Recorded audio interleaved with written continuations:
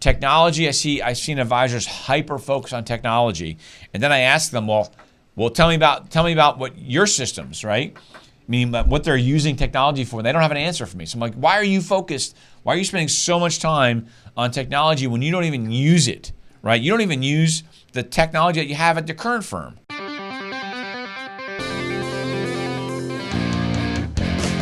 Welcome to Advisor Talk with Frank LaRosa. Brought to you by Elite Consulting Partners, it's the only podcast offering unfiltered guidance and direct advice for all things concerning financial advisors, RIAs, and the practitioners in the wealth management business. Learn more and subscribe today at eliteconsultingpartners.com/podcast. And now, here's your host, Frank LaRosa. Hey everybody, welcome to Advisor Talk with Frank LaRosa. I am your host, Frank LaRosa, and as always, joined by my co-host, my lovely co-host, Stacey. Frank, how you doing? I'm doing great. Happy to be back as always. Awesome. We are pumped up today, and we are really excited about the conversations we're going to have. As always, if you're new to the show, this is called Advisor Talk. It's meant to be a conversation. It's meant to be conversations based on conversations we've been having during the course of the previous week. These are unscripted.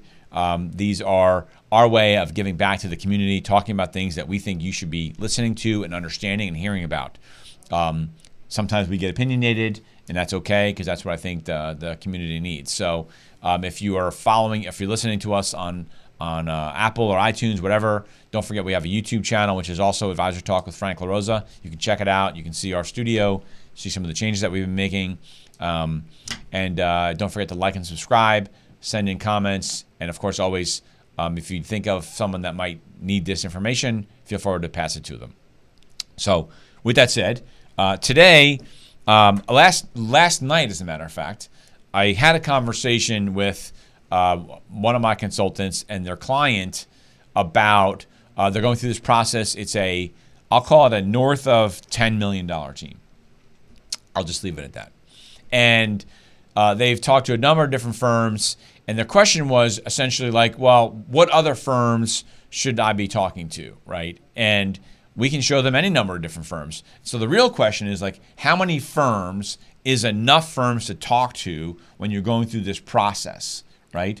And my response back to them was, well, and I think at this point they've talked to maybe 8 or 9 firms. My comment was, What about the 8 firms or so, I think it's 8 firms or so that you have not found what you're looking for that's causing you to want to continue to look at more firms? And we're happy to do that, but I'm just trying to peel the onion and understand in their mind, why are they looking to speak to other firms? And, I know you had some thoughts on this. So maybe you can sort of give me your opinion in terms of what you think is the appropriate number and why. Yeah, I mean, if there is an appropriate number. I mean, we could probably sit and argue the exact appropriate number because I definitely think that at some point there is a paralysis by analysis feature. The landscape is vast, and we could introduce you. We work with over 100 some odd firms. That wouldn't serve anybody any good, and at some point get to a point where making a decision becomes really difficult because in many respects, a lot of the firms can seem the same. But why you work with someone like us is to take that really vast landscape, understand what you need as a team and as an individual advisor, and start with a subset. Start with 3 or 4 firms to begin with, knowing that we can rule in, rule out, we can pivot, we can make a change, but we have to have a starting point of 3 or 4 firms. And then we'll consult with you, the advisor, to see if we're on the right track. Where are we falling short? What has resonated within those 3 or 4 firms? From there, I would suggest it's okay to add maybe another firm or 2, but now you're at 5 or 6 firms. If we haven't found that solution for you in some capacity, then we're not doing our jobs correctly. Because at some point, a lot of the firms have a lot of resources. They all have to compete with each other economically, from technology standpoint, from a support standpoint. So at some point, we have to sort of, hone in on, let's narrow down the 5 or 6 to 2 or 3. That's realistic. But when you start talking to 8, 10, 12 firms, and trust me, I've done this a number of times, everything starts feeling the same. So what's your thought right, because on they that? all become blurred at a certain level, right? We did a podcast recently that, and you all can go and watch it, and it talks about essentially that when we run pro formas, we found on the economic component of it that 80% of the pro formas that we run when we do comparisons of like multiple independent broker-dealers as an example, right? 80% of the time, the results between one firm over another in terms of economics, payout, and all that other stuff are basically a wash, right? As you refer to as 2 feet from the hole, right? 2 feet from the hole. Right, so they're basically a wash. It's an incidental amount of money. And so the point was like, you need to understand what you're making your decisions on, right? And so, but the other component, when you say like maybe we're not doing our job, it's a partnership. Working with a consultant like us is a partnership in discovery. So when we are introducing you to 3 or 4 or 5 firms, you have to be communicating back to us or your consultant what you like, what you don't like, how you feel about those conversations. Are you envisioning yourself being at that firm? Because if you don't communicate that stuff back to us candidly, then we don't know how to modify the search, because we work with 150 plus different firms, right? And that number keeps growing as we have clients that need something a little bit different. So it's really it's really a trick question, right? Because there really is no right answer. Right. I mean, what I would say is that we work exceptionally hard to become extremely knowledgeable about all of the firms that partner with us, and we feel privileged. And one of the things we train excessively on within our consultants is to be able to help an advisor or a team differentiate some of those subtle differences, because sometimes it's subtle. With some of the premier firms in the business, whether it's the W-2 space or the independent space or the RIA space, we spend a lot of time understanding how to help an advisor see some of the advantages, but some of those subtleties. I think that's probably the point I'm trying to make is there's subtle differences, maybe not grandiose differences.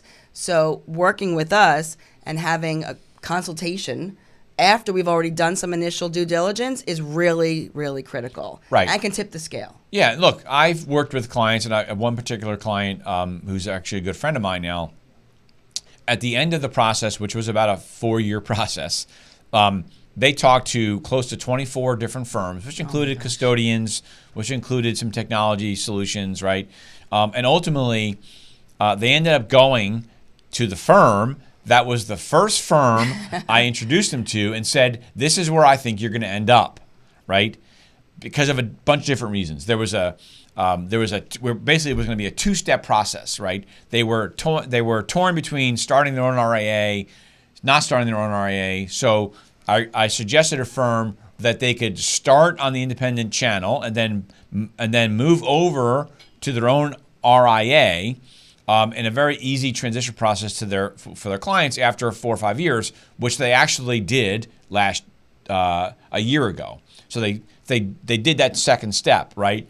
But so my client needed to go through their educational process in order to feel comfortable with the decision that I basically told them initially.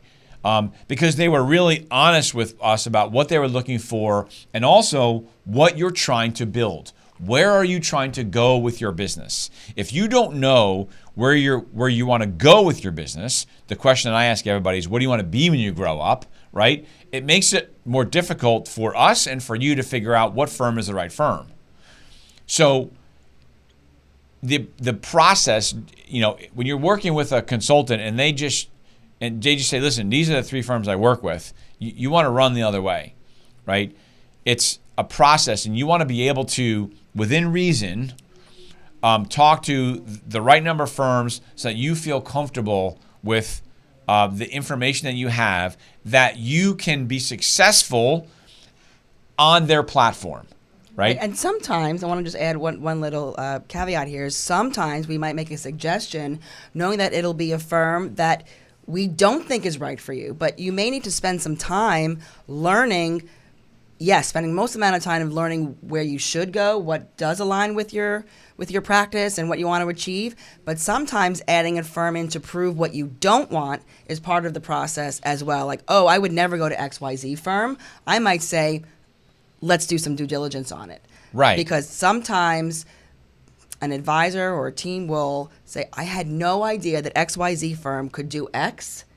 And we were using it as sort of a pivotal opportunity to say, I know that's what you think you don't want, but maybe it is. So the advisors that are more open-minded to doing that as part of the due diligence usually end up making the right decision. Right. We call it trusting the process, Yeah. right? Trust our process that, and I'm saying that you should do this, right?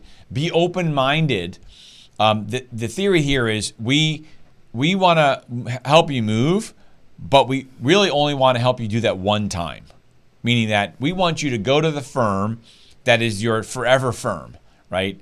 It's like adopting cats or whatever, right? It's like your forever home, right? We want you to go to a firm, unlike some of our competitors where they don't really care. They'll trade you again. They don't really care. We want you to go to the firm that you're going to stay there for the rest of your career, and we can help you with some other things, right? There's other things we can do. And so we value the long-term relationship that we have with a client. So you want to make sure that the firm that you go to is the place where you can really optimize what you're trying to do, and don't get mired down in the weeds in terms of the economic details, right? Because we can work those things out, and I've seen a lot of advisors just make the mistake of spending too much time on those pieces. Ultimately, if you do it the right way, you'll get down to 2 firms, right? 1 to 2 firms, maybe even 3. Yep. And I would say we know we're doing a good job when the final 2 firms, they're really struggling with figuring out which one they want to go to. Right. We've done a good job because we brought you 2 quality firms that at either firm you'll be successful at. Right. Gosh, Stace, you're making this really hard on me. And when it's an advisor, which I've heard that many times, the answer is good. So now let's talk about money aside, right? That's right. One of the first things. Money aside, let's talk about the firm that you feel can support the growth of your business, provide you with resources. You like the people that you're going to get up and work with every. You like the people. There's a likability factor there, because I always say the economics eventually work themselves out. Sure. And maybe it's less money up front, maybe it's not, but going to the wrong firm with the wrong people that don't support the growth of your business, much bigger or impact. just say they do, right, and don't have a defined plan, that's not a right decision either. So right. Yeah, so we say this because like the team that I was talking to last night, it's my belief, I didn't say this to them yet, we're going to have a sit down and we're going to go through this. It's my belief they don't really know what they want to be when they grow up yet. They think that they do, only because they see PE firms and monetization and all this other stuff, and they're letting that idea cloud their judgment on the practice itself. Money will always be there. PE firms, in my opinion, will always be there. As a matter of fact, I still don't think we've even seen a saturation of the number of PE firms that are coming in. So that the money will always be there. Deals are not coming down. Multiples are not coming down. I don't think that's going to happen anytime soon. So I wish advisors would get off of that whole thing, and really focus on those things aside. What do they want their practice to look like 10 years from now or 15 years from now, or a legacy firm, right? And that's then when you start to talk to these firms. So this particular firm, they talked to eight firms, and we'll probably bring in 3 or 4 other firms because I think that they need to be educated. And to your point, Stace, they need to see like, okay, every time you bring in another firm, it's not adding any more value to the conversation because they're not any different. At some point, all of these firms all look the same. I was at one. We were at a meeting in, I won't say the state because I don't want to give out the firm, but we were at a meeting with one of the top independent broker dealers, and I made a comment, and so did the CEO of the firm, and he acknowledged that basically 80% of what firm A offers to all their advisors is the same in every firm. It's like 80%. More or less. Right? More or so less. do you understand? So most of the firms are all the same, right? There's that 20% difference that makes the difference. 20%, whether it's service, culture, people, right? That's the 20%. That's what you got to get down to, is that 20%, right? Technology, I've seen advisors hyper focus on technology, and then I ask them, well, tell me about what your systems, right?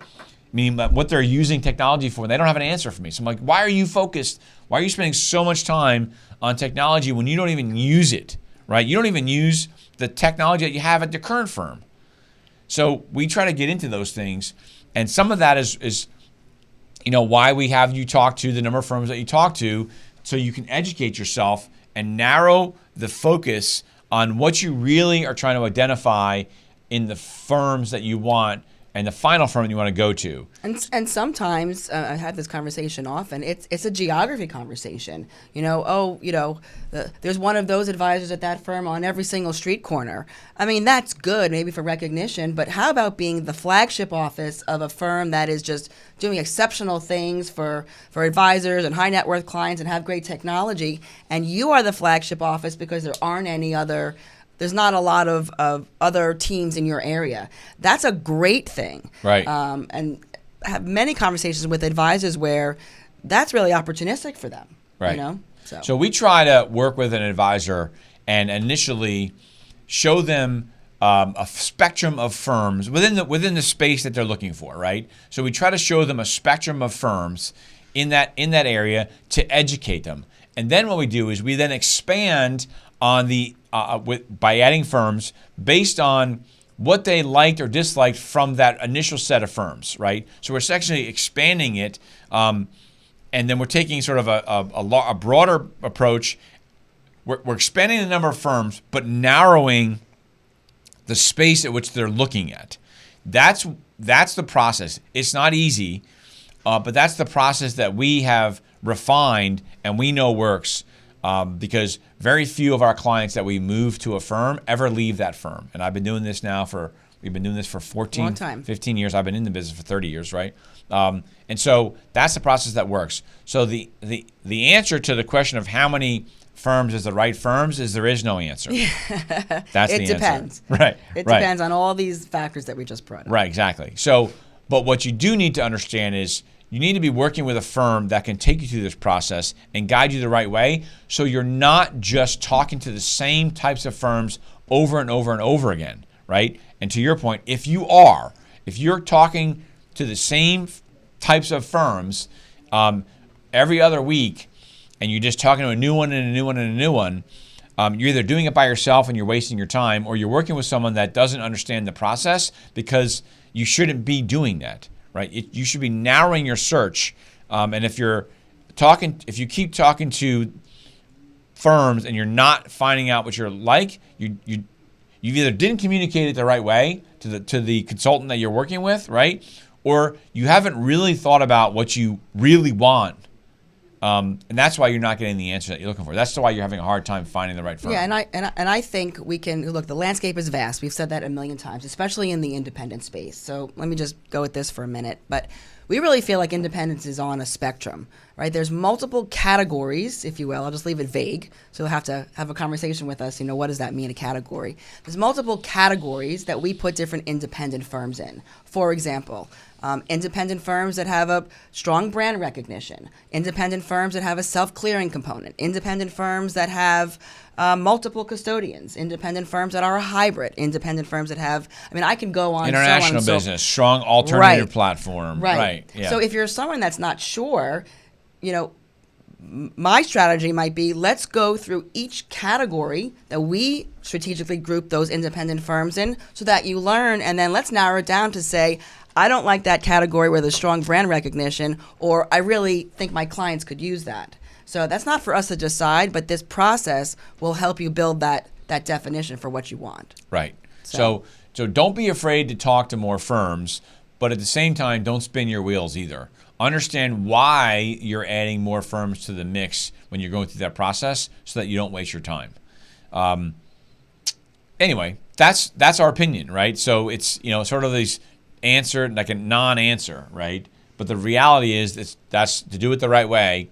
You need to have conversations with all sorts of firms, but you need to have a stated sort of goal or end game that you're trying to get to when you're having those conversations. Yeah, and I think the starting point is huge. And I think that's what we've Yes. gotten exceptionally focused on, is being able to present a starting point. And from there, whether it's 3 firms, 4 firms, from there we can rule them in, rule them out, on your behalf. Yeah, so it was interesting. One last point. So I had a conversation earlier last year, part of this group, part of a group, everybody knows, part of this group called Arte Syndicate, which is a great entrepreneur group. And we had the chance to meet with the number 3 guy at Amazon, who basically was the creator of Amazon Prime. That was his baby, right?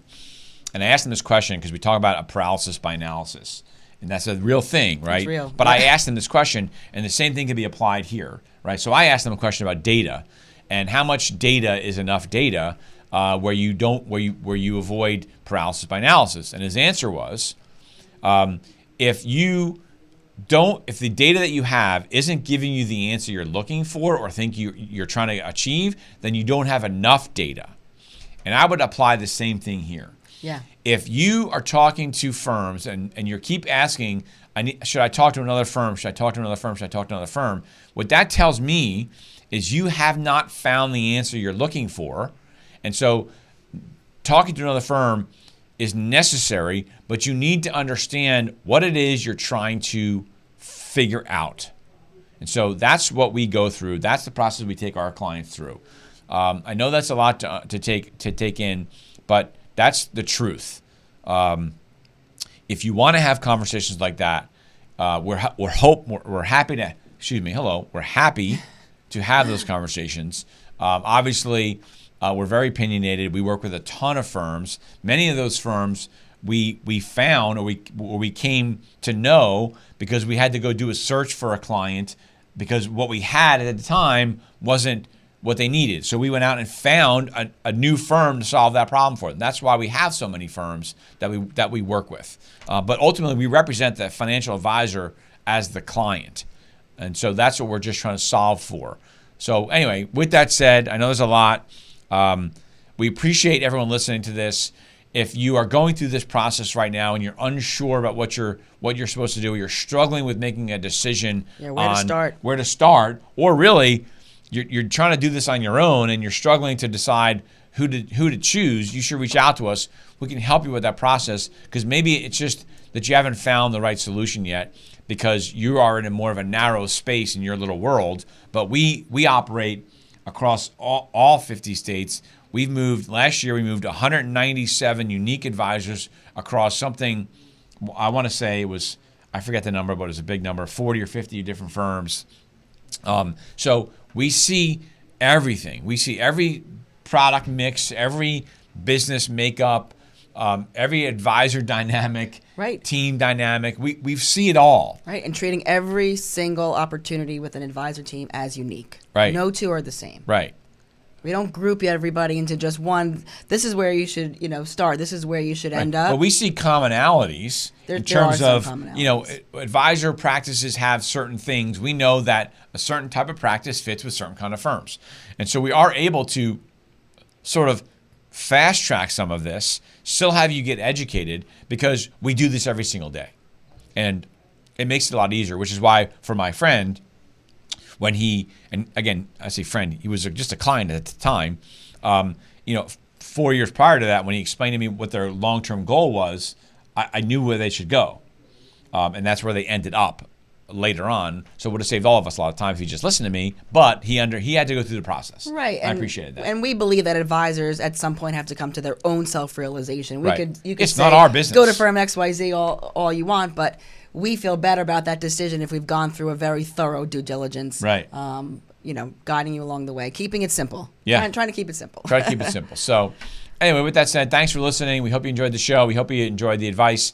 If you want to talk to us, obviously you can reach out to us. You can email Stacey at Stacey at eliteconsultingpartners.com. Don't forget the E, or you can email me at frank@eliteconsultingpartners.com. You can also send me a DM via LinkedIn, or obviously check out my Instagram page, which is franklarosa.elite. Don't forget, if you want to continue this conversation, you can leave a comment and hashtag Advisor Talk Podcast. and we'll keep developing this conversation because I'm sure there's a lot of opinions about this particular topic, and I'd love to hear them. And let's just keep this conversation going. Thanks a lot. Thanks for listening. Thanks for listening to Advisor Talk with Frank LaRosa. If you're looking for more advice or solutions on any topics in the financial services industry, or you just want to subscribe to our podcast, head on over to eliteconsultingpartners.com/podcasts.